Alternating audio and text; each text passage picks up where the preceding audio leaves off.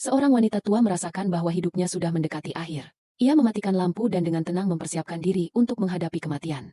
Udara terasa berhenti, dan dunia menjadi benar-benar sunyi. Perlahan, jiwanya keluar dari tubuhnya. Ia menatap tangan-tangannya yang transparan, lalu melihat tubuhnya sendiri terbaring di sana.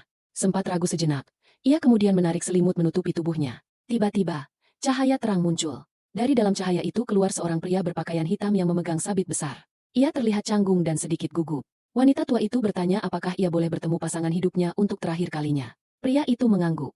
Merasa lega, wanita tua itu menggenggam tangannya, dan mereka berjalan bersama menuju gerbang surga. Namun, tepat saat mereka melangkah masuk, seseorang menariknya kembali dengan kasar. Ketika ia membuka mata, alih-alih melihat pasangan hidupnya, ia justru melihat beberapa dokter yang tersenyum.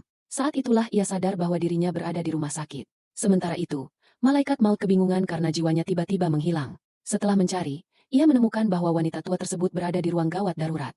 Dengan marah, ia mencoba mengambil jiwanya sekali lagi. Ketika tanda-tanda vitalnya melemah, para dokter segera mengenakan sarung tangan dan berusaha menyelamatkannya. Setiap kali malaikat maut mencoba mengambil jiwanya, jiwa itu selalu menghilang. Para dokter selalu menghalanginya. Rumah sakit masuk ke mode darurat penuh dan menolak menyerah. Pertarungan kacau pun terjadi antara para dokter dan malaikat maut. Sementara wanita tua malang itu terjebak di tengah-tengah. Seorang perawat mendorong wanita tua itu menjauh dari bahaya, membuat malaikat maut semakin murka. Ia mengayunkan sabitnya dan berhasil menangkap tubuhnya. Namun ia terkejut saat menyadari bahwa para dokter telah menukarnya dengan seekor ikan mati. Para dokter bersembunyi di dalam lift. Sementara malaikat maut mengejar mereka menggunakan lift lain. Para dokter bersumpah bahwa wanita tua itu tidak akan mati. Kelelahan, malaikat maut hanya ingin menyelesaikan tugasnya dan pulang untuk tidur.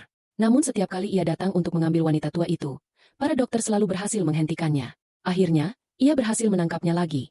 Namun sekali lagi, para dokter menyelamatkannya. Kini, wanita tua itu berada di kursi roda di puncak jalan panjang yang menurun, simbol dari perjalanan hidupnya. Semakin panjang dan lurus jalan itu, semakin baik kondisi kesehatannya. Para dokter dan malaikat maut mengejarnya, terguling seperti bola, dan kembali berakhir di ruangan kecil yang sama. Malaikat maut mengangkat sabitnya, melihat jam tangannya, dan menyadari bahwa ia sudah terlambat 10 menit. Tanpa satupun jiwa yang berhasil diambil, ia akhirnya menyerah dan pergi. Para dokter menggunakan defibrilator dan berhasil menghidupkan kembali wanita tua itu. Namun, begitu ia sadar, wanita tua itu justru memukul salah satu dokter.